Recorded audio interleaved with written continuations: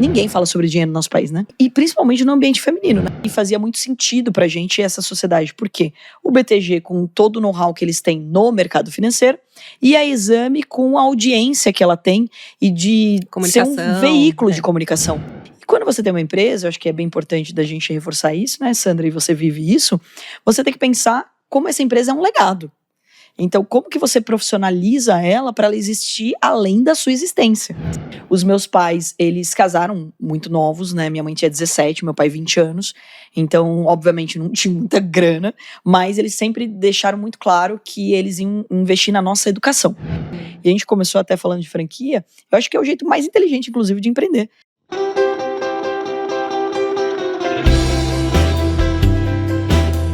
Esse é o Papo Íntimo. Aqui na Intimidade de Casa eu recebo toda semana amigos que são grandes inspirações no mundo dos negócios e que causam um grande impacto na sociedade. A gente conversa sobre suas mais profundas motivações para ter realizado o que realizaram até aqui e quem sabe assim inspirar a tua própria trajetória. Esse é o Papo Íntimo.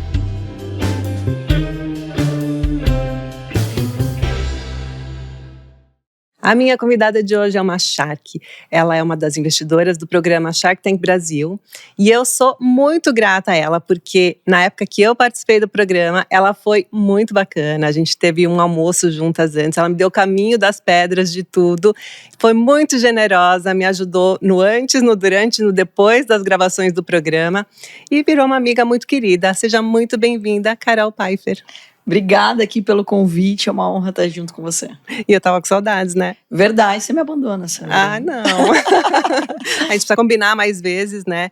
E sempre são conversas muito gostosas com você. E eu espero que essa nossa conversa de hoje inspire, principalmente as mulheres que estão aí do outro lado, porque você tem um protagonismo nesse mercado, né? No mercado que você atua.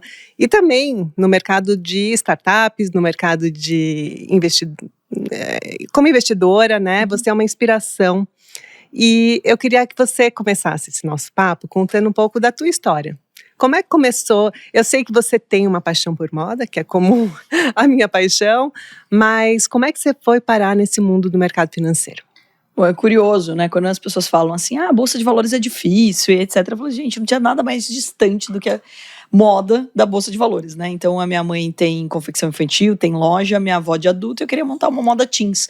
Que, inclusive, eu continuo achando que é um gap no mercado, né? Que é aquela transição entre vai ficando, sai da criança para adolescência e você não sabe direito o que usar.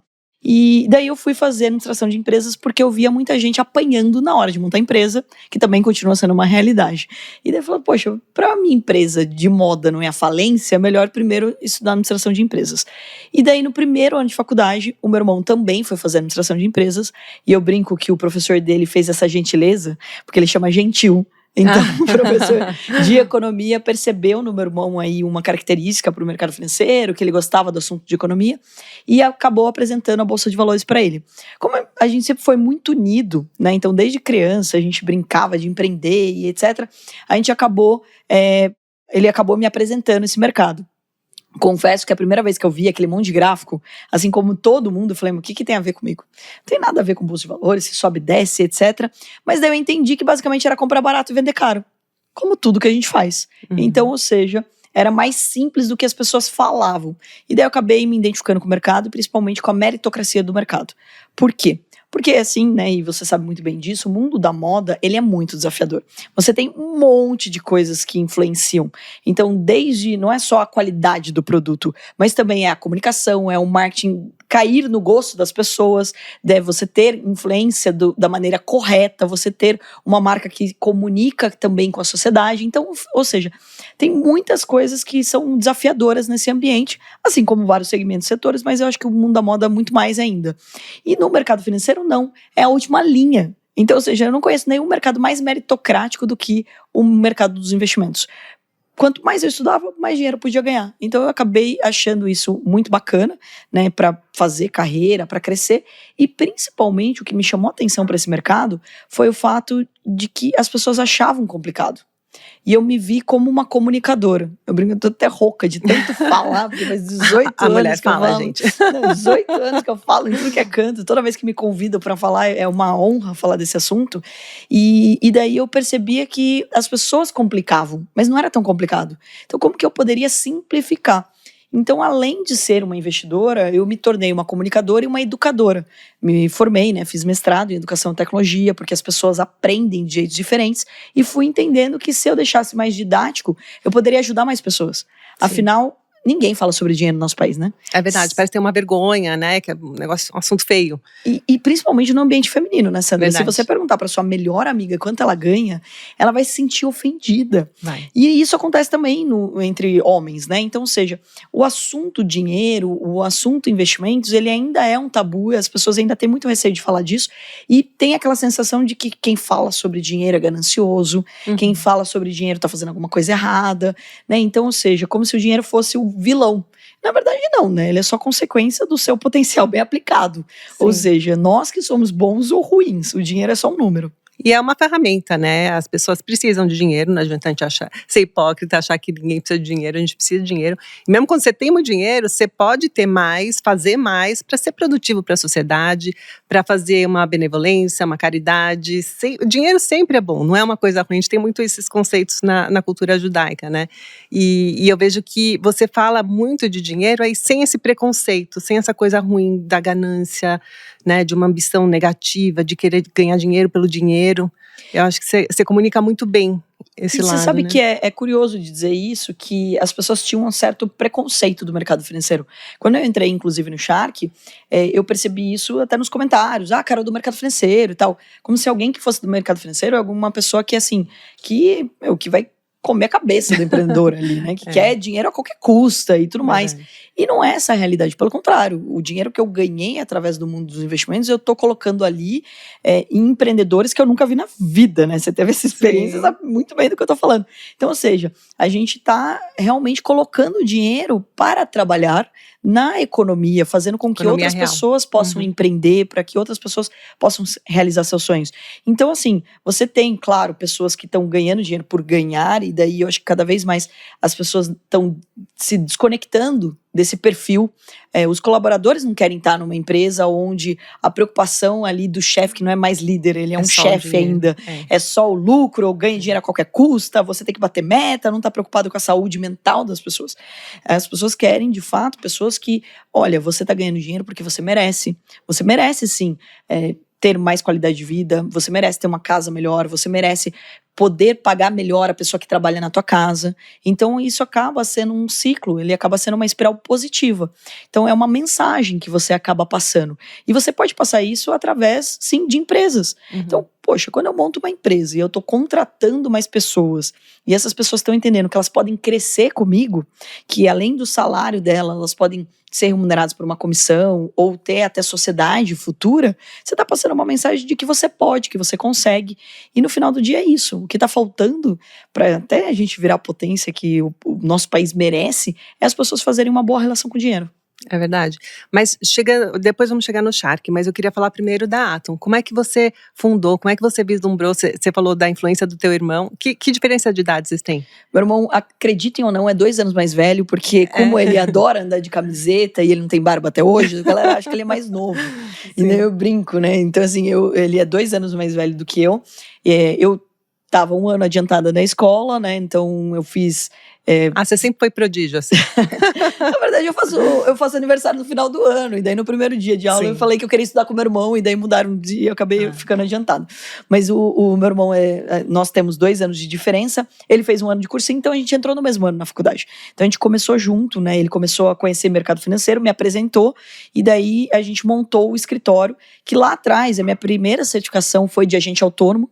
Hoje a galera até conhece a certificação por causa de movimentos como XP, BTG e etc. Mas foi que ano? 2005. Nem existia. Ninguém falava disso ainda. E, né, quase 18 anos aí de mercado financeiro. Sim. Então, metade da minha vida no mercado financeiro. Então, eu conheci o mercado muito cedo. A gente, primeiro, começou estagiando em Campinas. como bons estudantes de administração de empresa, a gente montou um business plan, um plano de negócios para apresentar para o dono do escritório de 60 anos, para tirar o gerente do escritório que tinha 40 anos, porque eu com 17, meu irmão com 19, a gente achava que a gente tinha que montar um projeto educacional dentro do escritório, porque as pessoas não entendiam sobre investimentos, e continuam não entendendo. Então, assim, a gente falou, gente, mas peraí, a gente não vai conseguir ter mais clientes se a gente não ensinar. Então, até o que se fala muito hoje sobre marketing de conteúdo é o que eu fazia lá atrás. Sim. Eu dava palestra, distribuía cadastro. Se as pessoas entendessem, elas abriam conta comigo. Então, o primeiro movimento que a gente fez foi estagiar lá. O dono do escritório, muito sábio, disse, claro, que não. E daí, a gente foi para Sorocaba. Por quê? Porque eu sou de Porto Feliz, tem 50 mil habitantes. Aí eu fui estudar em Campinas. Campinas é bem maior, mas já tinha o escritório da corretora na época, e daí a gente decidiu montar em Sorocaba, porque era maior a cidade, e também porque a gente queria que as pessoas investissem, porque elas entendiam. E não porque eram amigas do meu pai, ou eram conhecidos da família. Então a gente foi para Sorocaba, e né, você sabe bem como funciona o interior? A primeira pergunta que te fazem é, você é filho de quem, né? Sim. Porque essa é a referência para você fazer um investimento, ou ter uma confiança numa pessoa. Então a gente teve que, nós mesmos, criarmos o educacional, a gente teve que se provar. E muitos jovens, né, muitos também. Jovens. Então imagina, a pessoa entrava no escritório, né, e até o filho do Hulk e da Angélica chamar Joaquim, o Joaquim era um nome de pessoa mais velha. É verdade. Então as pessoas iam no escritório e procuravam o seu Joaquim. E o seu Joaquim era o meu irmão, que, de novo, não tem barba até hoje. Você imagina naquela época com cara de criança. Cara de menino, Aí todo mundo falou assim, mas peraí, eu vou investir com esse moleque aqui, essa pessoa novinha, né? Então a gente teve um grande desafio de mostrar para as pessoas que a gente tinha conhecimento, que elas estavam entrando em algo sério e que elas precisavam investir para elas, não porque eu estava falando para elas investirem. Então a gente começou esse projeto educacional lá atrás, e de lá para cá, como falei, são 18 anos, mas eu abreviando, a gente cresceu o número de clientes. Eu comecei ali a viajar, então eu estudava ainda em Campinas, morava em Sorocaba, tinha que fazer essa viagem e tinha um escritório de 50 metros quadrados, metade era para dar palestra, metade era para trabalhar.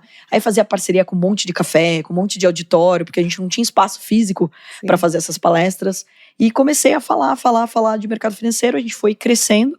Depois a gente entendeu que o mercado nos Estados Unidos, né, a gente sempre teve como referência os Estados Unidos, que é um jeito inteligente, inclusive, das pessoas empreenderem no Brasil. Sim. Porque eles estão bem avançados em vários assuntos, como é o caso do marketing digital, como é o caso do mundo dos investimentos. Para vocês terem uma ideia. Você tinha como referência na época o Schwab?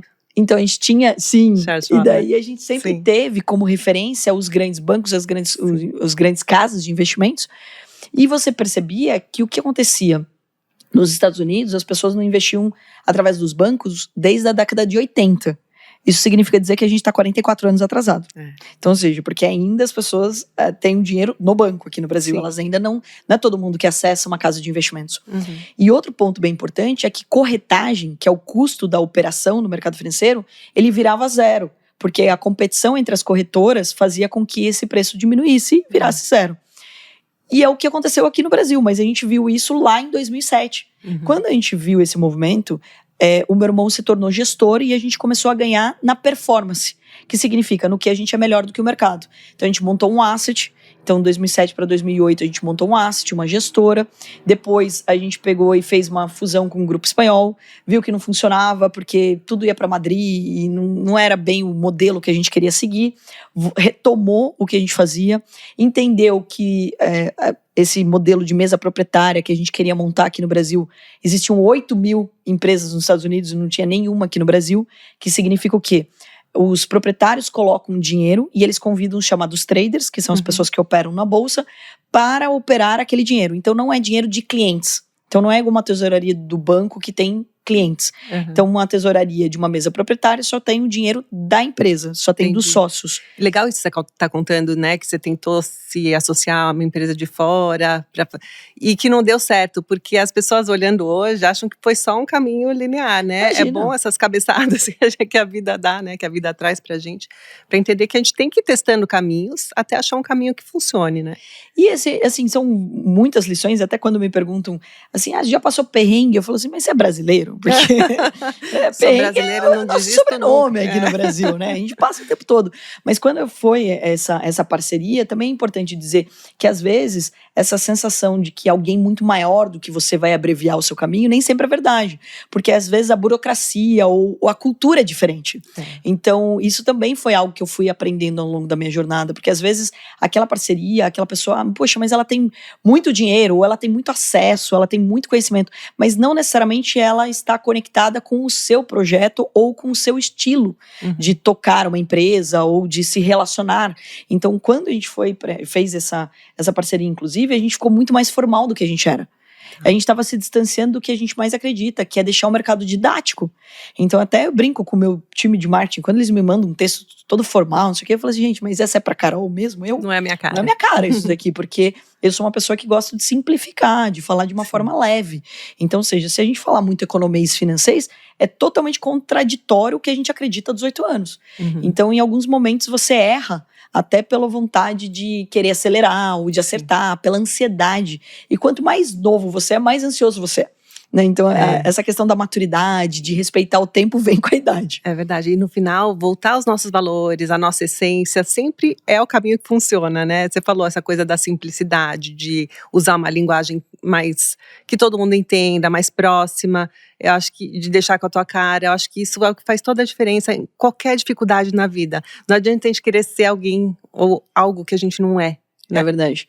E hoje em dia a gente está vivendo esse momento, né? Quando a gente começou lá, e eu brinco com isso, né? A gente bem raiz, né? Porque era esse marketing de conteúdo que eu falei, que era presencial, entregava cadastro, etc. Quando começou o digital, o que a gente fala hoje de funil já era o que eu fazia no presencial e eu só transferi. E para mim foi maravilhoso, porque o que eu repetia todos os dias, imagina quantas vezes eu já expliquei como abre uma conta numa corretora. O que é um ticker da bolsa? O que é um código? Como que eu compro uma ação? O que são dividendos? Imagina a quantidade de vezes que eu já repeti a mesma coisa. E daí, quando começou o movimento do digital, eu comecei a gravar esse conteúdo. E isso fez com que também a gente acessasse mais pessoas. Então, quando a gente retomou esse projeto e a gente montou a mesa proprietária, eu tentava contratar pessoas do mercado financeiro, mas eu não encontrava. E daí a gente montou o educacional. Então, até muito diferente do que algumas pessoas acreditam, o educacional veio depois. Primeiro eu tinha vagas, não conseguia preencher essas vagas, e daí a gente abriu o educacional. Quando a gente abriu o educacional, a gente viu que todo mundo precisava do educacional, não só quem ia trabalhar com a gente, mas qualquer pessoa que queria ser um investidor, qualquer pessoa que queria trabalhar numa corretora ou num banco. Então a gente sempre buscou entender qual era a necessidade do mercado. Resumo, né? Hoje a empresa é uma empresa de capital aberto na Bolsa de Valores. A gente tem 2 braços, onde um é educacional, onde a gente ensina não só o mercado financeiro, que é o nosso grande know-how, mas a gente tem a Atom com cursos, tecnologia, tem a parte do Shark School, então tem outros braços ali de educação. Então, a gente se especializou em ser uma escola. E no outro braço, a gente tem a nossa mesa de traders, onde as pessoas podem trabalhar com a gente operando no mercado financeiro. Então, a gente tem essas 2 clarezas dentro da Atom. E você tem quantos colaboradores? Qual que é o tamanho, assim? Bom, e também como é que foi esse caminho, né? Porque você se associou ou vendeu pro BTG, né? E como é que foi isso? Como você chegou nesse momento, nesse lugar, né? Bem importante isso também, que assim, a Atom, a gente desde o primeiro dia, né, como a gente não fez um IPO, a gente fez um IPO reverso, significa dizer que a gente comprou uma empresa que já era listada, e daí veio um pouco de loucura, acho que uma grande loucura, a gente transferiu para dentro dela um negócio que já era lucrativo, que era a minha empresa do meu irmão. Então, a WHPH, que não me julguem agora, significa Work Hard, Play Hard, porque eu nunca achei que ia ficar pública. Então, ou seja, essa empresa, a gente transferiu algo que a gente já fazia, que era o educacional e a mesa de traders, para dentro da Atom, quando a gente comprou esse veículo listado. Então, ou seja, o mercado, os acionistas, eles ganharam uma empresa que já era lucrativa. Então, ela, desde o primeiro momento, ela foi geradora de caixa. Então, a gente não precisava, a gente era muito abordado por sócios, por pessoas querendo comprar a empresa, né?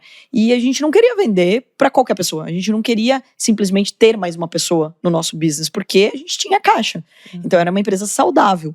Então, quando surgiu a possibilidade e a gente começou essa tratativa com a Exame, com o BTG, porque o BTG comprou a Exame.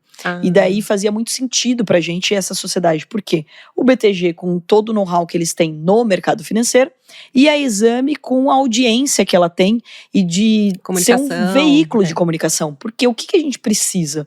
A gente precisa que mais pessoas tenham acesso à educação. E que é a minha grande bandeira, né? Então, todos os lugares que me chamam para falar sobre educação, e inclusive fiz, né, um movimento agora de educação financeira de graça nas escolas públicas. Então, tudo isso vem de encontro com o que eu acredito. Então, era um sócio estratégico. Então, não tinha nada a ver com uma relação financeira, nem de tamanho deles, e sim de como eles poderiam colaborar com o ecossistema dentro da Atom. E quando você tem uma empresa, eu acho que é bem importante da gente reforçar isso, né, Sandra, e você vive isso, você tem que pensar como essa empresa é um legado. Então, como que você profissionaliza ela para ela existir além da sua existência? Sim. Senão não depender de você também. Exatamente. Por falar nisso, você é CEO da Atom, o teu irmão, como é que você se divide? Eu sou a presidente, sou a CEO da Atom. Até brinco que eu não posso sair do meu cargo, porque a Bolsa tem 400 empresas mais ou menos na Bolsa, e menos de 10 são lideradas por mulheres. Assim, é bizarro, assim. E não é.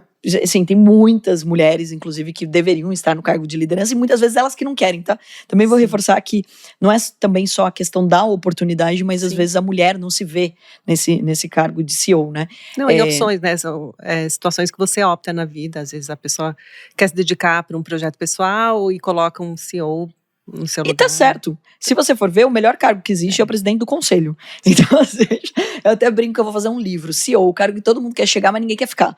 Então, porque é um momento, né? E assim. O único chefe do CEO é o presidente do conselho. Né? Exato, porque ele é um cargo executivo. Sim. Você tá ali no dia a dia da empresa e isso demanda energia, uma agenda. Porque também as pessoas do seu time, elas querem ver você lá. Então, ou seja, o líder, ele de fato, ele inspira o time. Então, se você não tem contato com o seu time, não adianta você só ser a pessoa que está ali com escrito CEO, né? Então, você tem que participar do dia a dia. E uma empresa de capital aberto, com certeza, demanda muita energia. E o teu irmão, que posição que ele tem? O meu irmão, ele tá na direção também. A gente tem várias empresas dentro do grupo. Então, ele tem cargo de direção. E agora, recente, a gente fez uma nova aquisição e ele entrou na presidência dessa empresa que a gente comprou, que é o Sebrae. Que é uma... eu quero falar disso, porque além de todos os negócios do Shark, você continua investindo no teu negócio original, né, na Atom. E como é que foi esse movimento de comprar essa empresa? Bom, a Atom, a gente sempre focou nela ter caixa pra gente focar em aquisições estratégicas. Então, o que a gente pode ter dentro do nosso grupo que economize, né, o nosso timing, o aprendizado, etc. E no caso do Sebrae, ele é uma rede de escolas, de cursos profissionalizantes, num modelo de franquia que você domina muito. Então, a gente vinha buscando já há algum tempo, então a gente fez muitas avaliações, e daí entra a mesma coisa que a gente passa pelo Shark, aqueles valuations na lua e etc. Sim. O mercado de educação, inclusive, deu um boom, porque nunca se falou tanto sobre educação. É verdade. E daí isso também distorce muitas vezes o valuation. Então a gente queria fazer uma aquisição, né, uma fusão com algum grupo que fosse estratégico para o nosso negócio e ao mesmo tempo que fizesse sentido dentro do nosso caixa, dentro da nossa realidade financeira dentro da Atom. E é muito legal que ele é especializado em franquias, né, porque é um mercado muito carente. O Brasil é o segundo mercado para franquias do mundo, né? É verdade. E a gente tem uma situação, por causa de uma situação tributária que a gente tem aqui, é um incentivo muito grande para as empresas abrirem franquias de marcas que não sejam só de alimentação, como é nos Estados Unidos, por exemplo, né? Você tem McDonald's, KFC e tal, todas essas marcas franqueadoras e que tem milhares de franquias, mas no Brasil, marcas como a Hope, né? Eu tô com 300 lojas, mas outras marcas de moda e de vários segmentos conseguem escalar com franquias. E é um setor realmente carente, principalmente de educação financeira. Então, acho que você vai conseguir fazer um bem bolado aí para impulsionar esse setor mais ainda, né? E eu fico muito feliz, né, de ter ali, a gente ter feito essa parceria. O Sebrae, ele existe há mais de 15 anos. Pelo 13º ano consecutivo, ele ganhou o prêmio da BF de franquia para cursos profissionalizantes. Então, ou seja, sempre levaram com muita seriedade o assunto educação, o que pra gente é essencial. Afinal, a gente realmente vive educação, respira educação. E curso profissionalizante, por quê? Porque as pessoas no Brasil, elas têm uma necessidade de ganhar dinheiro. E o curso permite isso, né? Um curso profissionalizante é justamente para que a pessoa possa se colocar no mercado de trabalho. Também vale reforçar que não está faltando emprego. Você pega, por exemplo, São Paulo. Tem, segundo, né, eu estava conversando com o Ney, um grande amigo do Sindicato de Bares e Restaurantes, 15 mil vagas abertas. Então, ou seja, você pega com bastante frequência, você conversa, por exemplo, com um prefeito ou com um estado, etc., e você percebe a quantidade de vagas abertas que tem. Quando a gente fala de programadores, inclusive, nem se fala. Eu acho que bateu mais de 1 milhão de vagas. Então, ou seja, é absurdo a quantidade de oportunidades. Exato. Mas o que falta? Habilidades. Então, o curso profissionalizante é uma grande oportunidade para as pessoas elas conseguirem se educar, elas conseguirem ter conhecimento rápido e se colocar no mercado de trabalho também com velocidade. Por quê? E daí, vamos reforçar aqui que eu não sou contra a universidade, pelo contrário, porque às vezes as pessoas, nossa, mas agora é só curso livre, ou só curso de 1 mês, 2 meses. Não, eu acho que as pessoas precisam sim ter uma graduação, elas precisam se especializar, a educação não para. Quem acha que vai fazer um curso, vai entrar no mercado e nunca mais vai estudar, esquece. Dentro do seu time, eu imagino que no seu dia a dia você incentiva pra caramba o seu time a continuar estudando. Por exemplo, o marketing. O que a gente tá fazendo agora não existia há 10 anos. Não existia. A gente não fazia entrevistas em podcasts. E daqui a 2 anos já vai ser totalmente obsoleto. Então é bem importante de dizer que continuar investindo no seu time também é importante. Então eu acredito na educação, inclusive por 3 pilares. Começa dentro de casa, que muitas vezes é terceirizado já para a escola, para a empresa, e esquece de fazer dentro de casa. Dentro das escolas e dentro das empresas. As empresas, elas vão cada vez mais incentivar os seus colaboradores a terem educação. Então, esse movimento que a gente fez com o Sebrae foi muito, muito bacana para o movimento que a gente quer fazer como Atom e também para trazer mais pessoas para terem franquias do Sebrae. Então, assim, as pessoas entendem também que eu falo sobre investimentos. Então, eu trago essa questão da credibilidade para as pessoas entenderem, olha, isso daqui é um bom negócio, você vai ter retorno. Óbvio, você tem que tratar isso com seriedade. E dentro desses cursos profissionalizantes, não tinham cursos como os que a Atom tem. Então, a gente consegue juntar forças. Exatamente, é o que mais a gente viu que seria um movimento inteligente. Muito legal, adorei essa iniciativa. E você falou de família, de base familiar, essa questão da educação. Como é que foi a tua família? Teus pais são empreendedores? Você teve algum tipo de incentivo deles quando você começou a tua jornada empreendedora? Como é que foi isso? Olha, você sabe que quando me perguntam até quando você começou a empreender, eu falo assim, gente, nem sei, porque com 8 anos de idade eu tinha uma horta de alface. Então, né, e assim, montei uma horta de alface com meu irmão e etc. E a gente, e é até gostoso de empreender quando você é criança. E você vendia? Eu vendia. Vendia pra família inteira, vendia pros vizinhos, só, etc. O nome desse podcast é assim, como é de vendedora de alface a CEO. Mas é legal de dizer que quando você é criança, assim, sei lá, o alface custa 50 centavos, né? Te dão R$5, né? Porque, tipo, eu acho fofo uma criança. Sim. Você até acha que é fácil empreender, você até acha que é fácil trabalhar quando você é criança. Sim. Mas eu sempre fazia algumas coisas, então dentro de casa criava alguma situação, fiz geladinho e vendia, comprava esse negócio do atacado, do varejo, a gente não tinha essa noção, mas a gente comprava caixa de esticadinho, quem vai lembrar do chocolate esticadinho? Sim. E daí a gente vendia pra galera da rua, né? Então, tipo, que é o que você falou, de comprar e vender, comprar barato e vender mais caro. Então, assim, sempre brinquei, né, de trabalhar, mas a gente não falava da palavra empreender, né? A gente falava, quando crescer, você é empresária. Então, eu pegava o salto alto da minha mãe, brincava de ser empresária, etc. Então, assim, dentro de casa eu tive esse incentivo. Os meus pais, eles casaram muito novos, né? Minha mãe tinha 17, meu pai 20 anos. Então, obviamente, não tinha muita grana, mas eles sempre deixaram muito claro que eles iam investir na nossa educação. Então, olha, você não vai ter o tênis da moda, a mochila da moda, mas você vai estudar numa escola boa. E isso a gente sempre teve essa clareza. Então, sempre deu muito valor, eu, meu irmão, minha irmã, à educação, porque a gente sabia que eles estavam ralando para poder permitir isso. E, ao mesmo tempo, eles também mostraram a importância do ambiente familiar. Então, assim, até hoje, né, eles cobram muito a presença da família. Então, vamos almoçar junto, vamos jantar junto. Final de semana, você pode morar onde você quiser, mas de domingo você volta para casa. Então, antes era sábado e domingo, agora eles já abriram um pouquinho de exceção para mim no sábado, por causa dos eventos. Mas, assim, essa cobrança de estar junto. Ter essa base familiar forte, né, isso, que deixa a família unida. Isso é muito importante. E, assim, esse assunto sobre dinheiro, o meu avô, e eu tenho isso no meu escritório, ele tinha um livro caixa. Então ele anotava, vendi um porco, comprei uma vaca, emprestei dinheiro pra fulano. Então ele anotava tudo, isso é muito legal. Então meu pai, quando a gente era criança, ele deu cofrinho pra gente. Então foi aos poucos, do jeito dele, ensinando da relação do dinheiro.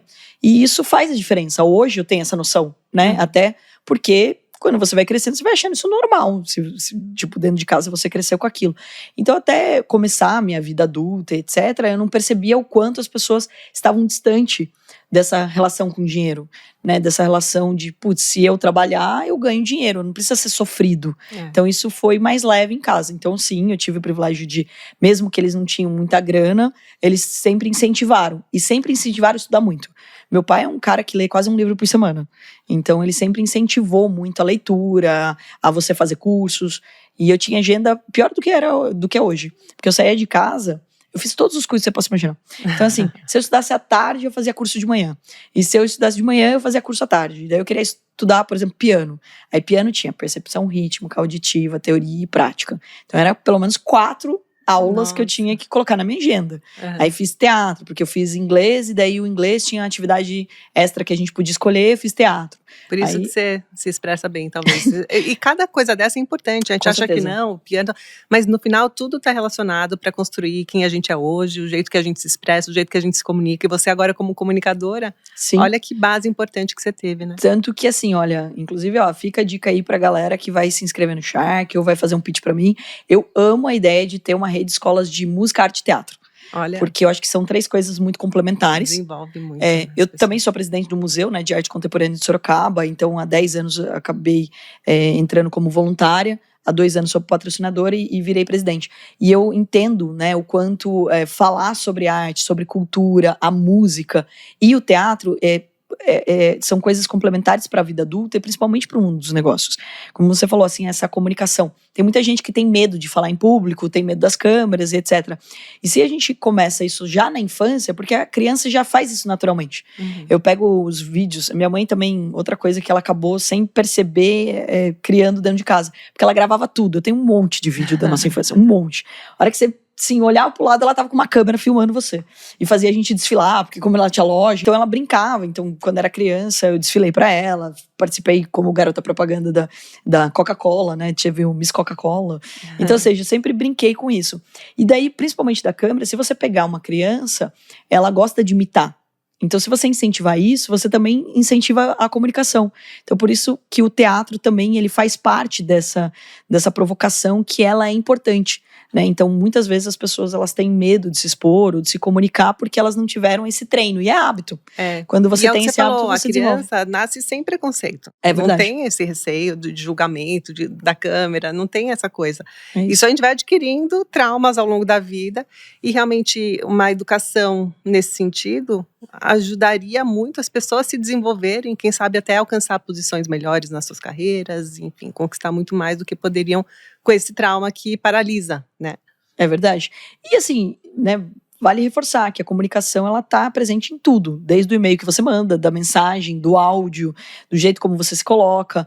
Então, que daí entra um outro fator que também eu acho que tem que acontecer tanto dentro das famílias quanto dentro das escolas, que é o autoconhecimento. A gente é sempre muito levado a fazer o que precisa ser feito. Ah, não, trabalhe nessa área que você vai ganhar dinheiro, ou faça esse curso que você vai ganhar dinheiro, ou faça isso, ou faça aquilo, ou você tem que fazer tal coisa. Inclusive, quando a gente fala de empreendedorismo feminino, com bastante frequência eu vejo, você tem que fazer live, você tem que fazer aquilo. Não, você tem que fazer se você gostar. Você não tem que fazer nada, você não tem que ficar se obrigando a ser o que você não é, que é o que você também colocou. Volto no começo da nossa conversa, né, de você não querer ser algo que você não é, de você ter os seus valores, seus princípios e se colocar isso como premissa para qualquer coisa que você faça, né. E as suas habilidades naturais, elas precisam ser identificadas logo cedo, porque você passa uma vida inteira se adaptando, e quando você se adapta, você gera frustração, ansiedade, depressão. Então tem muita gente que nem sabe, mas está em depressão. Por quê? Porque está se adaptando ao longo de uma vida. Então você está trabalhando em coisas que você não gosta ou que você não tem uma habilidade natural. Então você fica forçando aquilo. E daí, obviamente, você não está caminhando para a felicidade, pelo contrário. Verdade. Nossa, isso faz todo sentido, Carol, porque uma das perguntas que eu ia te fazer é relacionada a por que educação, mas agora, diante de tudo que você me colocou aqui, da tua criação, dessa coisa dos teus pais de incentivarem muito você não só empreender, mas a focarem muito na educação tua, do teu irmão. Você tem mais um irmão, né? Tem uma irmã. Uma irmã. Ela é mais velha ou mais nova? Mais velha. Eu sou a caçula. Você é caçula? Eu sou a caçula. Eu tenho 2 sobrinhos gigantes já, né? Minha sobrinha que vai fazer 16, meu sobrinho que tem 17. Filhos da tua irmã? Da minha irmã. Olha, que legal. Que são bem maiores do que eu sei que não é difícil. Porque não é difícil. Carol, Piada bem pequenininha. pronta, mas É. Não, muito bom. Mas então é da tua base familiar que vem essa tua paixão pela educação, né? Porque agora todos os teus negócios são baseados em educação, né? É difícil ser caçula, porque meus irmãos são gênios. Assim, minha irmã fala 6 idiomas, então assim. É mesmo? Então assim, Não, então a família inteira é.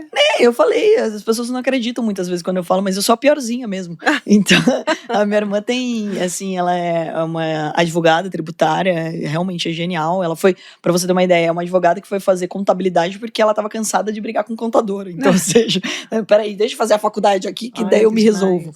Então, é muito interessante que sempre foi, né, muito nessa dinâmica do estudo. Então, até tinha uma competição dentro de casa. O meu pai, ele remunerava por 10 que você tirava. Então, quem ia melhor na escola ganhava. Ele tinha uma poupança, você não podia mexer no dinheiro, mas você tinha ali um dinheirinho que você Educação ganhava financeira, já tá ensinando. bem na escola. Aí tem gente que concorda e gente que discorda com o método, mas eu acho que o importante é funcionar. Né? Então, acho que de você incentivar e etc.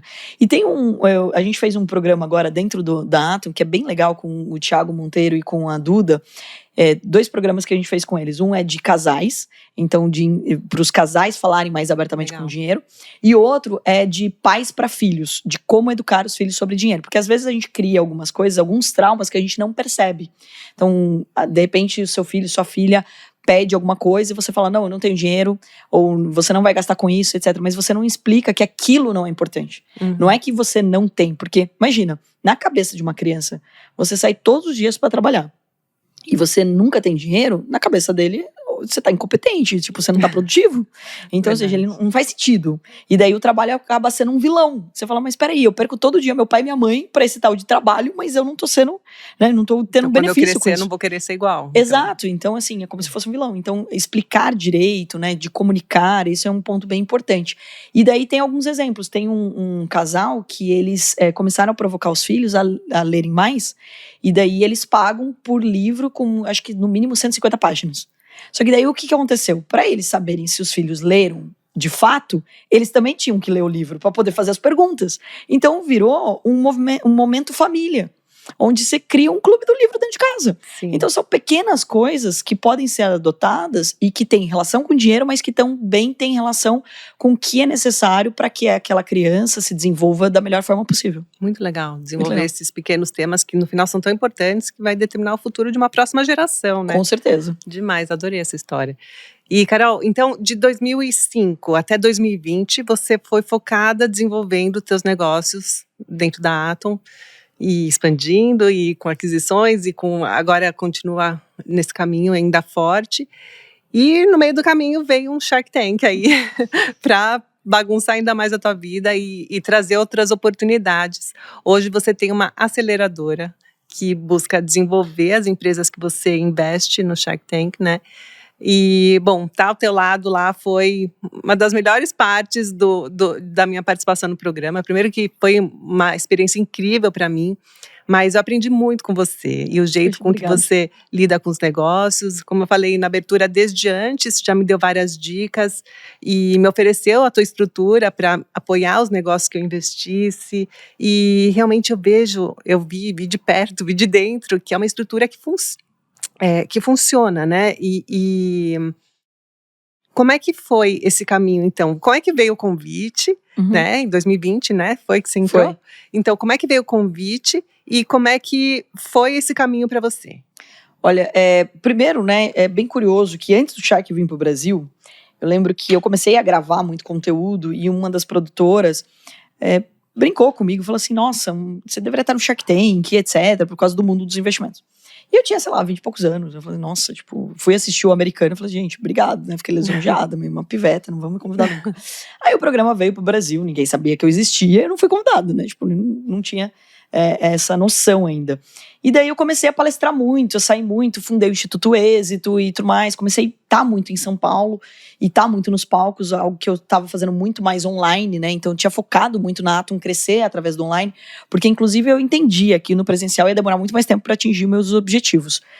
E daí, quando eu comecei a ir mais pro presencial, com bastante frequência alguém me abordava e falava, você deveria estar no Shark. E você deveria estar no Shark, até que eu conheci também a Fabi Saad, do Mulheres Positivas. Ela me entrevistou, ela falou assim, olha, você deveria estar no Shark, indiquei seu nome e tudo mais. E eu agradeci como outras pessoas tinham falado do meu nome. Eu acho que tanto falaram meu nome, em algum momento as pessoas falaram assim, olha, vamos marcar um papo com essa menina aí, porque deve ter alguma coisa. A Fabi, nossa amiga em comum, ela teve um papel importantíssimo, mais importante do que você imagina, porque ela, nessa época, estava fazendo casting. Ela faz alguns jobs, assim, e para produtoras, e ela estava fazendo esse casting. E ela te indicou, né? Então, e daí ela começou, exato, ela falou, mas eu não sabia disso, né? Não tinha nem noção. E tanto que, assim, mais uma pessoa me falando do Shark e tal, eu agradeci, mas não tinha nenhum contato.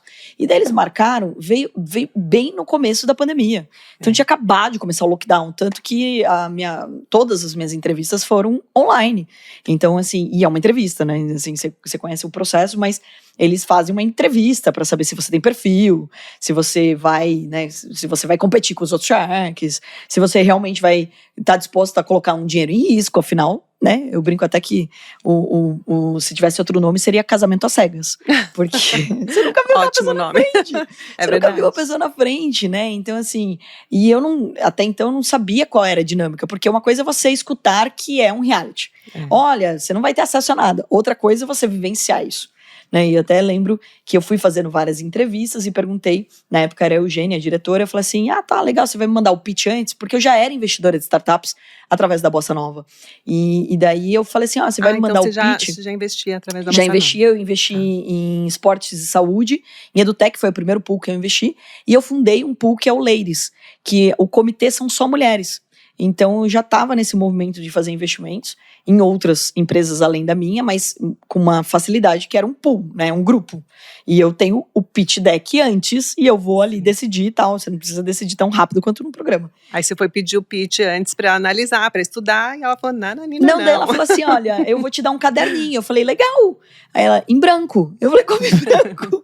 Ela, pra você anotar as perguntas que você vai fazer, você anota ali. Eu falei, interessante. Enfim. Acabei ficando de março até setembro, porque a pandemia foi, né, longa, né, tipo, na verdade a gente teve outros anos de pandemia, mas ela não terminava nunca, então eu não sabia se ia ter programa, eu não sabia se eu ia ser convidada, ou se eu ia ser meia cadeira, ou se ia ser cadeira inteira, eu não sabia nada.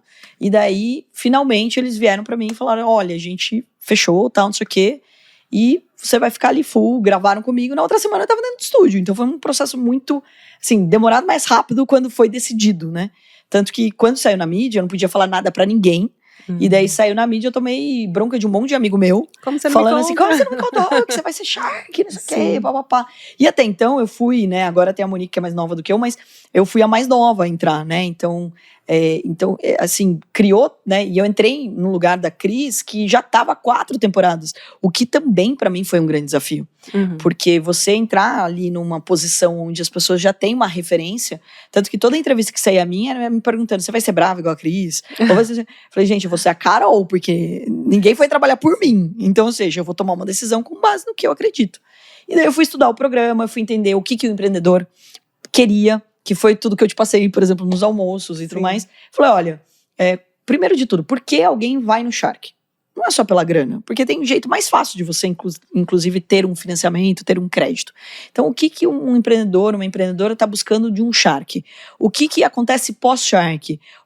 Como que vai ter que ser minha agenda para poder atender as expectativas dessas pessoas? Porque uma coisa é gravar o programa, outra coisa é cuidar de um monte de empresa. E que, lembrando, a minha atividade principal continua sendo Atom. Então, ou seja, como que eu vou organizar a minha agenda para dar a devida atenção para essas pessoas que também estão confiando em mim? Afinal, é um equity, né, um percentual que elas abrem ali maior do que seria numa rodada ou num outro lugar. E por quê? Porque elas querem o know-how do Shark, elas querem a experiência do Shark. Então, eu fui entendendo o que as pessoas estavam buscando, entendendo a dinâmica, e daí entendendo também que eu escutava muito que 10 ou 20% ia dar certo. Isso me incomodava absurdamente. Eu falei assim, gente, mas na bolsa eu fico procurando 80% de acerto, por que 10 ou 20%? E daí eu entendi que também existe 2 tipos de investidor. Existe um investidor que tá tudo certo, ele pode ser passivo, um fundo de investimentos, ou algo que não é o grande foco daquele investidor naquele momento, então ele tem uma carteira menorzinha e ele fica assistindo. E tem o outro que vai ser mais ativo, então você pode provocar. E foi o que eu fiz. Aí montei agora a aceleradora chama Dinastia, inclusive, por quê? Porque é transformando algo que é uma receita que depende do empreendedor num legado, que é o que eu mais acredito, que é o que a gente começou aqui falando. Então, o processo ali foi de entender e melhorando. Cada temporada que eu fui entendendo a dinâmica, eu fui melhorando. Montei um CSC, um Centro de Serviço Compartilhado, e agora um prédio aqui em São Paulo com 3 andares. É mesmo? Esse Sim, é novo. É, a Dinastia na Vida Europa, onde ali são 3 ambientes, o primeiro ambiente ali para negócios, etc. No segundo ambiente, as salas onde a gente trabalha, o coworking, 2 estúdios, e no último ambiente, também por causa do braço de educação, uma sala para 230 lugares, onde a gente faz os treinamentos, etc. Vai ficar pronto daqui a pouquinho. Obviamente, você vai ser convocada. Então, irei com mais prazer. O nosso espaço. Então, eu fui entendendo como que eu poderia criar mais ecossistema. E por incrível que pareça, vai ficando mais fácil conforme você vai tendo mais investidas. Porque elas se ajudam muito. Que é o que eu comentei com você. Quando você cria um grupo no WhatsApp, elas se ajudam. Então não fica você só cria uma comunidade, né? Você cria uma comunidade das empresas investidas por você. Hoje são quantas? 60. 60 empresas em 4 temporadas. Em 4 temporadas, estou indo para a 5ª temporada. Gente, isso é uma loucura. Você pega o João Apolinário, que tá desde a primeira, 8 temporadas, ele não deve ter 60. Aí já não sei, vocês não ficam me comparando. Não, não é para comparar. Mas você conseguiu reverter essa tese de que só 10, 20% que vão dar certo, né? E assim, são perfis diferentes. Por exemplo, eu também entendo o lado do João, por exemplo, quando ele quer uma empresa muito mais madura. Às vezes ele pega também umas encrenquinhas que ele também gosta. Mas assim, ele já tá buscando, né, como foi o caso do Léo, Tintas é um baita de um case, mas ele já tava numa maturidade de faturamento. Óbvio que o João, ele foi bem significativo para pivotar o negócio, virar franquia e etc. Mas ele já tinha uma maturidade financeira, digamos assim, né, um faturamento, já tinha lucro, etc. Às vezes eu pego algumas coisas que, queria... a empresa parece que existe, mas daí a hora que você vai olhar, ferro fogo não é bem assim. Ela tá mais no campo das ideias do que o empreendedor ali falou no Shark, né? Do perfil do investidor, né? O João tem um perfil mais, talvez, ele é bem agressivo, mas ele gosta de negócios mais consolidados, já com um faturamento maior. E eu gosto muito de esporte de saúde, por exemplo. Então, eu tenho muitas do mesmo nicho, né? Então, por exemplo, uma que eu investi, que foi o Filma Eu, que é das câmeras, que vão nas quadras. Depois, por causa dela, eu investi em outras, como foi a última temporada da Highbridge, que é uma escola de futebol com inglês. Então, aí você une as coisas, eu vou juntando. E daí, por isso que eu falei que vai ficando mais fácil. Porque você coloca no mesmo grupo. Então, peraí, se eu tenho uma empresa que tá nas quadras de beach tênis, porque o beach venceu, segundo o Jorginho. O beach venceu. O Jorginho participou agora na última temporada, no sarro. Eu fiquei muito amiga do Fausto, ele é maravilhoso. A gente vai fazer um torneio com o Jorginho. E daí, a gente tá em 500 quadras. Então, ou seja, a gente consegue trazer. Eu posso vender raquete, suplemento, eu tenho um mailing. Potencializa. Eu tenho 1 milhão de pessoas que criam vídeos por mês. Não é nem 1 milhão que assiste, é 1 milhão de vídeos criados. Nossa. Isso deve ser mais de 100 milhões de visualizações, porque imagina, um compartilha, vai mandando para o outro, etc. Então, ou seja, no final do dia, vai ficando mais fácil esse ecossistema. E eu vou olhando muito que, às vezes, aquela empresa, eu não necessariamente conheço a fundo, mas eu sei a quem recorrer. Por exemplo, se eu olhar alguma coisa no mundo da moda ou de franquia, com certeza eu sei que eu posso contar com o seu apoio. Com certeza. Então, isso me ajuda muito. E eu sei que eu tenho muitos amigos no mercado e principalmente no mundo empresarial. Então, isso me ajuda a tomar decisões ali no Shark que, de fato, possam trazer resultado para aquele empreendedor. Você já vai criando bem o pitch, você já vai linkando, isso aqui eu conheço tal pessoa que pode me ajudar nisso. Então, você já tem um caminho das pedras aí para... Sandra, e eu criei um conselho agora, um conselho consultivo, que eu vou até te apresentar, quem sabe se você se convence a participar. Então, que são só empresários.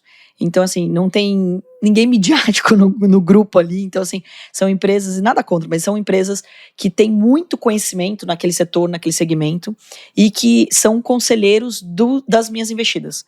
Então, nesse conselho consultivo, são hoje 11 conselheiros, onde cada empresa que eu investi, ela tem no mínimo 2 conselheiros. Então, e a cada ano mudam os conselheiros. Então, isso me ajuda também a ficar com o olhar enviesado. Demais. Então, não é a minha opinião sobre aquele Adorei negócio. essa ideia. Não, e para mim, porque com o maior conselho é prazer, importantíssimo. o que você precisar, à tua disposição, porque virou meio que um propósito de vida. Quando eu participei do Shark Tank, foi um jeito de devolver para a sociedade um pouco dos meus conhecimentos e, por que não, investir em empresas para poder potencializar, né, fazer essas empresas crescerem, participar da vida e do crescimento de um empreendedor. Isso me motivou bastante.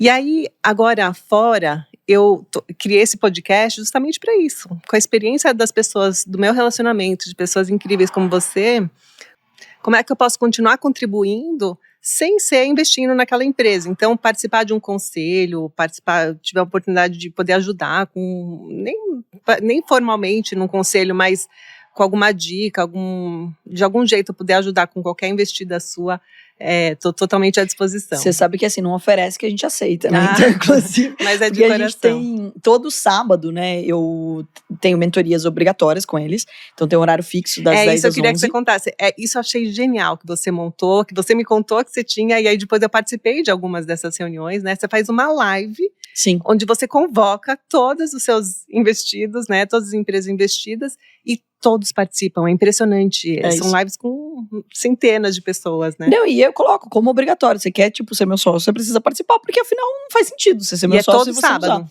Todo sábado, das 10 às 11, a gente sempre traz um mentor convidado. Aí eu brinco que tem um monte de gente me devendo favor, daí eu vou convocando um monte de gente, vários amigos também.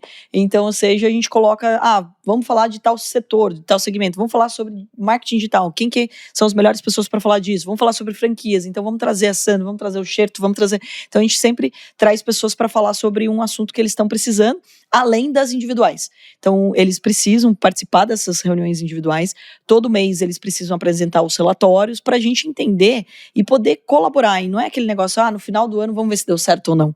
É acompanhar de fato. Para corrigir rota, não é olhar o cadáver, né? Depois Exato. Fazer a exumação do cadáver. É você ir acompanhando para ir redirecionando, se for o caso, né? Isso. E Sandra, é muito importante de dizer que esse teu olhar de devolver é algo que precisa também acontecer no meio empresarial cada vez mais, dessa troca. Porque eu até falei isso no grupo, por exemplo, do Ney, que eles se juntaram durante a pandemia para formar o Irmãos de Talheres. Então é um grupo que um setor que mais sofreu também durante a pandemia, que são bares e restaurantes. E daí o que ele fez? Ele montou esse grupo de empresários para eles se ajudarem. Num desses almoços recentes que a gente fez, eu participando, ele pediu para eu falar, eu falei assim, olha, eu fico muito orgulhosa de fazer parte desse grupo, porque eu vejo como vocês se ajudam. E muitas vezes o empreendedor brasileiro, ele não se ajuda. E empreender não precisa ser algo solitário.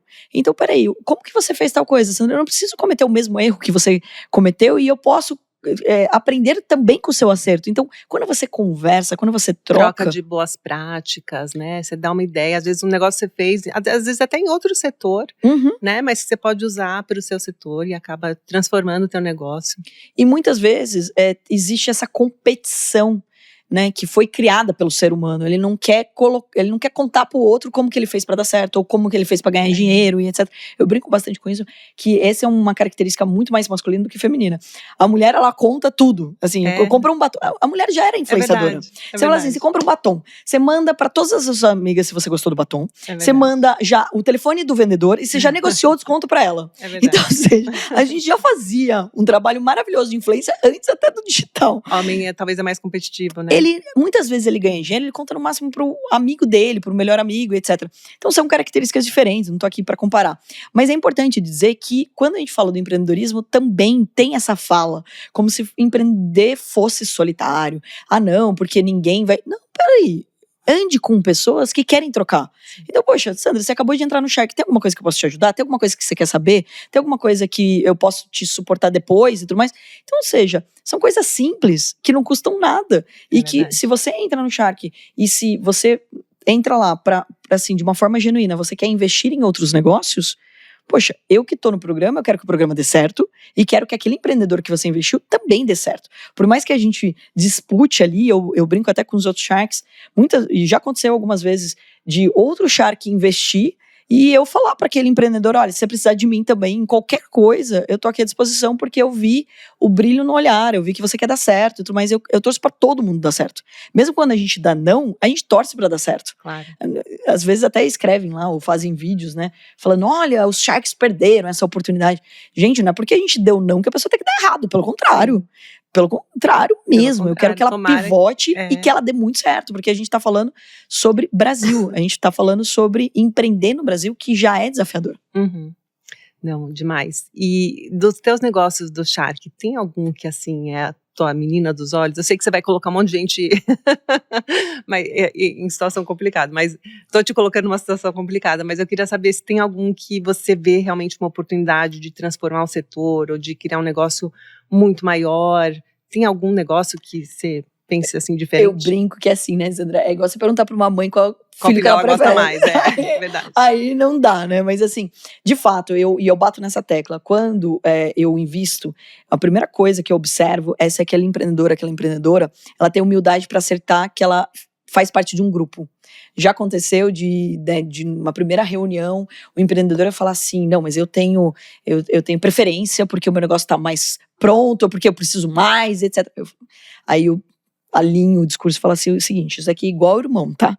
Todo mundo aqui tem a mesma importância, a gente é uma família, etc. E todo mundo tá no mesmo nível. Então você vai ajudar os outros vão te ajudar. Se você já não concorda com isso, você já tá no lugar errado. Você pode, inclusive, deixar de fazer parte do grupo. Então eu olho muito para isso, né? E claro que eu fui separando ali agora por assuntos. Então, por exemplo, quando eu falo da transformação no esporte, então eu tenho uma área só de esportes e saúde, onde eu coloquei todas as minhas investidas, igual da Filma Eu, a Deixa Ela Treinar, a Higher Reach, elas estão dentro da mesma caixinha. Quando eu falo de educação, eu tenho tantos projetos educacionais que são voltados para o B2C, mas também que tem um impacto social, como é o caso da Bensá, da Fourway, da Afro Academy. Então, ou seja, elas estão numa caixinha de impacto na sociedade. Então é difícil até de você pegar e pensar, esse daqui, porque são assuntos muito diferentes. Mas no final do dia, a minha preocupação é que eles parem de pé, porque também tem uma frase que eu adoro, tem um propósito, mas não abandone o caixa. Então, ou seja, não é questão do faturamento, mas para o teu negócio parar de pé, você tem que cuidar dos números, porque senão você pode falar, mas isso daqui transforma as comunidades. Lindo, mas se você não der lucro, você não vai existir e daí você não vai transformar nenhuma comunidade. Então é muito importante que a gente sempre olhe muito para isso. Que foi o caso também do Carteiro Amigo nessa última temporada, que os Sharks entraram, eles foram buscando, na verdade, R$33, que era a mentoria que eles queriam, e saíram de lá com R$1 milhão. Porque a gente entendeu que além do impacto na sociedade, eles iam precisar de caixa para continuar existindo. Então foi uma proposta dos Sharks. Então eu olho muito para isso, que não só tem como ele transforma ali, né, o movimento que ele faz, mas também se ele para de pé. Então o foco sempre é que eles estejam tão bem estruturados que eles parem de pé. Agora, óbvio, sempre vai ter um bracinho de educação. Por exemplo, até a Entre Brasas é uma defumadora de carne. Você falou, o que tem a ver com educação? A gente montou uma área agora educacional porque a gente vai incentivar a microfranquia com os equipamentos da Entre Brasas. Se você ensinar como fazer, você vai ter mais candidatos a comprarem o produto, né? Exato. E você vai transformar a vida de outras pessoas, porque elas vão empreender junto com a Entre Brasas. E a gente começou até falando de franquia, eu acho que é o jeito mais inteligente, inclusive, de empreender. As pessoas acham que empreender é só montar CNPJ. Gente, intraempreendedorismo, por favor, precisa ser enaltecido, porque não existe empresa de uma pessoa só. Então, ou seja, empreendedor é sim quem trabalha num time. Então a gente tá gravando aqui, olha quantas pessoas por trás que estão aqui tendo uma atitude empreendedora, de pensar em como é o melhor formato, como que pode se viabilizar mais, como que a comunicação pode ser mais assertiva e etc. E a mesma coisa em relação a franquias. Então, poxa, eu ainda não tenho maturidade para montar um negócio, eu já admiro a tua marca, por que eu vou montar um concorrente seu? Eu vou montar com você. Eu vou empreender com você. Então, eu acredito muito nessa fala e que é o que eu venho buscando também dentro das minhas investidas. E é um negócio mais seguro, né? Quando você entra numa franquia, você já tem um negócio comprovadamente testado, né? Que comprovadamente é rentável, que já tem um sistema de desenvolvimento de produtos e, enfim, toda uma engrenagem que já funciona, né? Por que você vai se arriscar se você realmente admira a marca, se você tem esse espírito de parceria, né? Porque franquia é muito isso, é uma relação ganha-ganha. Se você quer ganhar mais que o outro, ou se você não quer dividir o seu queijo, não adianta, porque não vai funcionar, né? É um jeito excelente de um empreendedor escalar o seu negócio, mas é um excelente jeito de você empreender com menos risco e com mais segurança, né, de onde você está investindo seu dinheiro. E é o que eu sou totalmente a favor, porque, de novo, né, a gente tem um número hoje altíssimo de pessoas que acabam fechando seus negócios porque começam a empreender Altíssimo. sem responsabilidade. Quando eu falo sem responsabilidade é porque não estudaram antes, gente. É por isso. Você fala assim, você vai ser médico, você pega e assiste um vídeo no YouTube e sai operando alguém? Não. Você sai assim, tipo, assiste um vídeo de como investir na bolsa e eu saio operando? Não. Prepara Então, tudo. ou seja, você tem que se preparar. Então, também incentivar a empreender a torto e direito, sem você ter um conhecimento prévio, é arriscadíssimo. E o problema disso é que, quando uma pessoa, ela quebra ou ela dá errado, ela está acabando com a saúde mental dela. Esse é um ponto importante, porque ela acha que ela não é capaz e não tem nada a ver com isso. Ela só atropelou alguma fase, é difícil de recuperar a questão da saúde mental, ela é importantíssima de ser dita. E o outro ponto é que ela acaba sendo um exemplo negativo para outras pessoas. E daí, cada vez mais as pessoas acham que é difícil, que não dá certo, que não vale a pena, e não é nada disso. Inclusive, no mercado financeiro é o que mais tem, né? As pessoas falando, olha, tá vendo, 90% das pessoas que investiram em day trade, perdendo dinheiro, etc. O que não perguntaram na pesquisa... Se ela estava preparada, se ela Quem estudou. Como não tem uma certificação específica para você ser trader, você não tem uma prova. Dentro da Atom você tem, mas se você fizer em qualquer outro lugar, você abrir uma conta numa corretora, você vira trader, você vira investidor. Então, ou seja, não tem como validar se as pessoas tiveram conhecimento sobre aquilo. Aí, como que a gente vai dizer que aquilo não dá certo? Ou que aquilo, né, tipo, fez com que as pessoas quebrassem? Não é verdade. E esse conceito vale para o intraempreendedor também. Com certeza. É que o risco é menor porque não é o teu dinheiro que você está colocando em risco. Gente, a coisa mais inteligente é empreender com o dinheiro dos outros. Exatamente. Então começa por aí. Exatamente. E você tendo uma atitude empreendedora, obviamente, você tem uma pessoa no seu time que te traz ideias, sabe? Que fala assim, olha, vamos aqui, ó, eu vi esses produtos, isso daqui tem uma margem melhor, a gente pode mudar a comunicação, a gente vai faturar mais, ou a gente vai reduzir custo, ou a gente vai melhorar um processo que seja. Então, não necessariamente é só faturar mais. Se melhorar o processo, às vezes o processo, a empresa vai crescendo tanto que ela fica tão burocrática, e daí você tem uma pessoa que tem uma visão empreendedora, que ela fala assim, gente, peraí, isso daqui tá complicado demais, vamos simplificar? E ela traz isso pra você vai deixar essa pessoa embora? Claro. Nunca mais. Você vai querer que ela ganhe mais, você vai querer dar mais participação pra ela, daqui a pouco ela é sua sócia, porque também você está construindo um legado, você vai passar por essa vida, nós vamos. É isso aí. Então, você quer formar mais pessoas. E as pessoas entendem que ela não trabalha para outra pessoa, ela trabalha para ela mesma, né? E as oportunidades estão aí, é de você aproveitar e fazer disso o máximo que você pode fazer, né? Acredito tanto nisso, né, que a gente pegou e foi atrás da Sony pra gente licenciar o Shark. Então, como é que foi isso? Você é a única Shark que eu vi que é tão apaixonada, né, pelo sistema do produto, do projeto, né, que você comprou a licença da Shark School, é isso? Aí você agora é a única Shark que tem esse produto, né? Sim, a gente fez isso via Atom, porque a Atom é uma empresa de educação, Sim. Então é isso que a gente apresentou pra Sony. Isso aconteceu porque eu tenho uma grande amiga que mora em Sydney, e na Austrália já existiu o Shark School, é o único lugar do mundo que tem, é num outro modelo, num outro formato, mas isso me deu um insight, porque eu sempre falei assim, nossa, ia ser muito legal se tivesse alguma coisa com o programa que ensinasse empreendedorismo, porque na verdade o programa ele já é utilizado pelas escolas, então tem grandes faculdades, como a FGV, INSPER, a Link, que já usam os conceitos. Que assim, já não usam até o próprio programa, tem um programa dentro da sala de aula, então o professor às vezes põe um episódio para avaliar, para ensinar, não só fazer pitch, porque muita gente quer que a gente ensine a fazer o pitch. Sim. Mas, gente, o pitch, ele é só um chaveco. Então, você chamou a atenção, você tem que entregar depois. Então, você tem que saber responder as perguntas.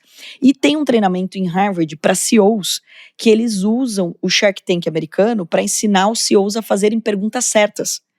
Porque, né, você passou ali pela gravação, você lembra que a gente fica pouco tempo com o empreendedor. Então, se a gente não fizer as perguntas certas, a gente sai de lá sem entender o negócio e sem saber se é um bom negócio ou não. Então, a gente precisa aproveitar. Assim como o nosso bate-papo aqui. Se você, tipo, sei lá, vai pensar de cabeça em todas as perguntas. Se você não pensa antes, quais perguntas você vai me fazer? No caso, eu pensei, mas o papo é tão bom e flui tanto não, que é até que você já me esqueço de conhece. olhar meu roteiro.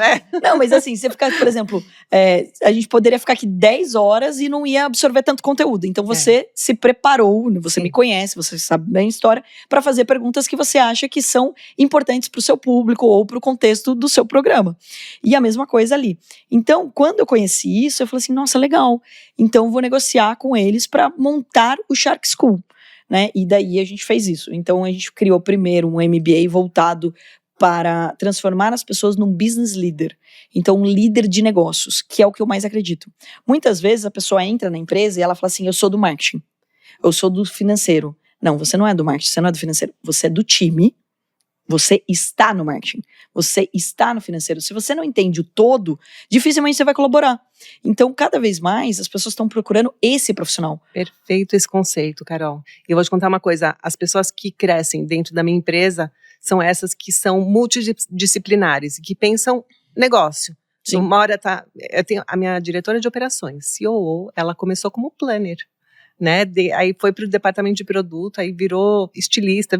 Assim, ela passou por tantas áreas diferentes da companhia e hoje ela comanda o coração da empresa, né? Que tem a competência necessária para liderar. Nossa, porque também demais. se ela não entende daquela área, como que você vai falar? Né? Minha mãe sempre falou isso dentro de casa, né? Se você não sabe fazer, você nunca vai saber delegar. Então, ou seja, você tem que aprender a fazer as coisas. E você ter precisa esse olhar entender. 360. Né? E não pode ser refém. Muita gente entra, por exemplo, no marketing, na comunicação, e daí contrata uma agência. E fala assim, a agência falou pra mim que o lead tá caro. Se você não entende nada, você tá refém do que ele falou. Então, esse papel, esse profissional que é o business leader, então não serve só para quem é o financeiro ou o marketing ou é um CEO. Não, isso serve para qualquer pessoa que queira estar... E que queira se desenvolver. Exatamente. E isso que a gente focou dentro do Shark School, a gente está bem focado em levar esse conteúdo também para a rede pública. Então, assim, de fazer com que o programa ele seja mais assistido cada vez pelo ensino médio, para até a gente trazer esse conceito de que empreender não é só quando você tem 30, 40 anos, você vai começar a falar de empreendedorismo. E até o próprio Casimiro acabou trazendo um público mais jovem pro programa, né? Sim. Eu brinco até, Sandra, que eu não sei que momento que, né, eu vou virar a rainha dos baixinhos daqui a pouco, de tanto que a criança de 12, 13 anos Ah, é mesmo? me para. Teve um pitoco assim. de 8 anos. Ai, que graça. Sim, me parou. Eu fui no evento do Cobra lá em Itu, né, e ele é curador dentro da Dionísio, que também foi um investimento no Shark Tank, e fui nesse evento, daí eu tava lá, daí vinha a mãe falando, olha, porque você manda um vídeo pro meu filho? Eu falei, quantos anos tem seu filho? 12? Aí eu falei, gente, aí veio um pequenininho, assim, 8 anos, Tia Carol, eu olhei assim, ele, eu sou super seu fã, eu falei, de onde você me conhece? Ele falou do Shark Tank, eu assisto pelo Casimiro, eu falei, meu Deus do céu, isso é muito legal, isso dá uma esperança, porque se a gente começar a tratar empreendedorismo com naturalidade, dinheiro com naturalidade, a gente vai mudar o nosso país. Vai mudar. No As aniversário, próximas gerações vão estar muito mais preparadas. Com certeza, e eles têm tudo para estar preparado. Afinal, eles têm acesso à internet, à tecnologia, eles acessam qualquer conteúdo. E é o que você quer colocar para dentro de casa. Então, a minha sobrinha, quando ela fez 15 anos, no aniversário dela de 14 e de 15, eu fiquei um baita tempo tirando foto com os amiguinhos dela. E no último aniversário dela, um amigo dela já estava mostrando o site dele e me fazendo um pitch. Então, ou seja, é muito legal. E muito generoso da tua parte pensar nisso, pensar em oferecer para a rede pública, pensar nessa geração nova que tá nascendo aí, de fomentar essa educação, esse tipo de educação empreendedora, educação financeira nesse pessoal. É isso que transforma o país, essas manifestações individuais de empreendedores como você que muda um país, que faz um país andar para frente. Eu sou fanzaça, não só tua, de todos os empreendedores, mas você está fazendo um trabalho, olha, incrível. Obrigada. Parabéns. E eu fico muito feliz, assim, de dizer que eu não posso mudar o país, né? Não posso mudar a educação financeira, mas eu posso ajudar. Você está fazendo a tua parte. E eu tô ajudando e eu tô provocando outras pessoas a colaborarem. Então, quando a gente criou, por exemplo, o desenho animado, que chama Clube do Theo Torinho, inclusive fica aqui aí a sugestão para todo mundo assistir e inclusive para criticar, para dar sugestões. Eu fiz um investimento Carol, pessoa física, no primeiro momento. A gente montou um Instituto de Educação Financeira agora. Foram 10 episódios para falar sobre dinheiro e empreendedorismo.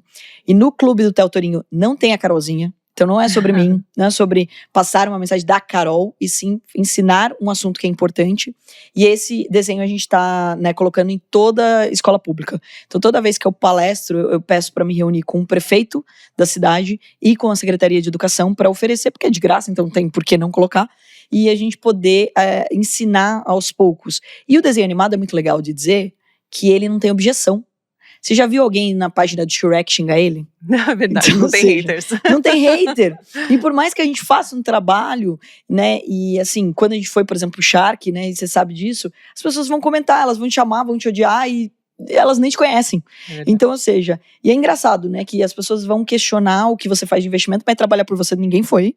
Então, ou seja, mas todo mundo vai dar pitaco. Bem isso. Então, é interessante de dizer que o desenho ele não tem essa objeção. E o desenho, ele não entra só na vida da criança. Ele entra na vida da família. Porque provavelmente todo mundo que está acompanhando a gente aqui já assistiu Galinha Pintadinha. Então, ou seja, você entra de uma forma mais leve. Se o assunto é chato, vamos deixar legal? Como que a gente deixa legal? Fiz um game, fiz um desenho animado. Então é como que a gente, no nosso dia a dia, pode provocar e compartilhar um conteúdo de uma forma mais simples. Adaptar a linguagem, uma linguagem mais atraente. Isso é genial, genial. Obrigada.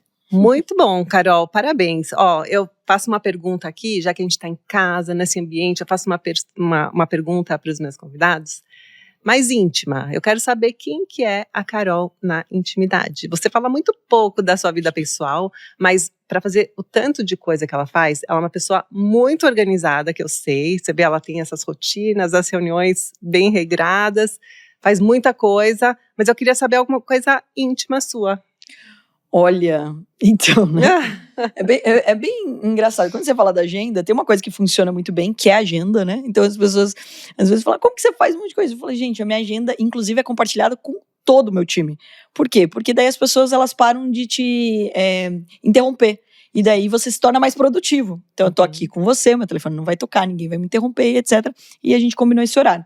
E isso também funciona pra tua vida pessoal. Então qual é o horário que você vai treinar, qual é o horário que você vai sair com seus amigos, que horário que você vai jantar, que dia que você tem um encontro com a sua família, etc. Então eu gosto de organizar pra conseguir viver da melhor forma a minha vida com uma organização do tempo, que é o nosso bem mais precioso. Então assim, eu sou uma pessoa apaixonada pela vida, e você viu nos bastidores ali do Shark, que eu sou a pessoa mais louca que existe ali no programa. Então, não só pra fazer as compras, mas sou a pessoa que aparece de roupão e pantufa de tubarão. Sim, a pessoa é animada. Pessoa que bota a música. Teve agora um negócio muito bacana, eu nunca tinha ido pro carnaval.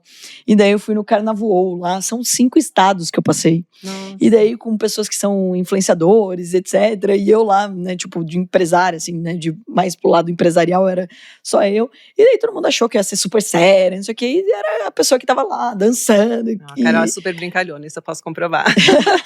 Então, acho que no meu dia a dia, eu sou esse tipo de pessoa que gosto muito da bagunça, né? Como uma boa sagitariana, a bagunça que eu digo é essa felicidade de botar música, de sempre fazer alguma coisa pra, né, ser diferente, ou fazer uma viagem, de conectar pessoas. Eu gosto muito de ter muitos amigos, e eu tenho uma facilidade de conectar pessoas que são de mundos muito diferentes. Verdade. Então, a hora que você vê, você fala assim, meu, tipo, já te apresento pra uma pessoa que é de outro meio. Até brinco, né? Depois, recente, a Gabi virou uma grande amiga minha. E de manhã eu tava tendo um café da manhã com o Bial, e à noite eu tava falando com a Alexa. São 2 mundos totalmente diferentes. Então, ou seja, eu gosto muito disso, né? De conhecer pessoas e de estar o tempo todo conectando essas pessoas dentro de um ambiente que elas nem muitas vezes pensaram. Então, eu acho que no final do dia é isso. E eu gosto de estar em movimento. Eu gosto de sempre estar aprendendo algo novo, né? Então eu gosto de piano, tenho piano na minha casa, mas, tipo, quero aprender um curso novo, quero fazer uma coisa diferente. Então eu tenho uma necessidade sempre de estar em movimento. Adorei conhecer essa versão mais íntima da Carol, e eu posso comprovar. Tudo que ela falou é verdade, viu? Porque... Pessoa que faz burpee, você fez burpee comigo, Sandra. De salto 10, de né? salto. Eu nunca imaginei que você ia fazer o burpee comigo. Ai, só você mesmo. Não, porque você é uma lady, né? Tipo assim, toda maravilhosa, tal. Uma das pessoas mais chiques que passaram pelo programa.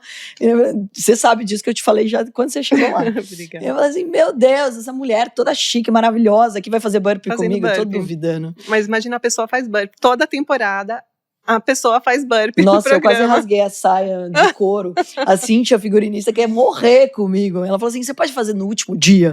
Porque se você destruir a roupa no primeiro dia de gravação, a gente tá frito É aqui. verdade. Eu acho que é isso que te define, essa pessoa intensa, apaixonada pela vida, de saber aproveitar oportunidades e de criar conexões genuínas, verdadeiras e transitar em vários mundos diferentes. E eu tenho muito orgulho de ser tua amiga e de ter você próxima, porque você é uma pessoa muito especial, de verdade. Obrigada. Você sabe que eu também sou super sua fã. Você faz um ótimo trabalho, não só na Hope, mas de comunicar e de inspirar outras mulheres a estarem nessa liderança, que é o que você assumiu. Obrigada, Carol. Adorei que você veio aqui em casa, adorei esse nosso papo. Eu espero que vocês tenham gostado. Você tem algum último recado para deixar aqui para o pessoal que está assistindo a gente?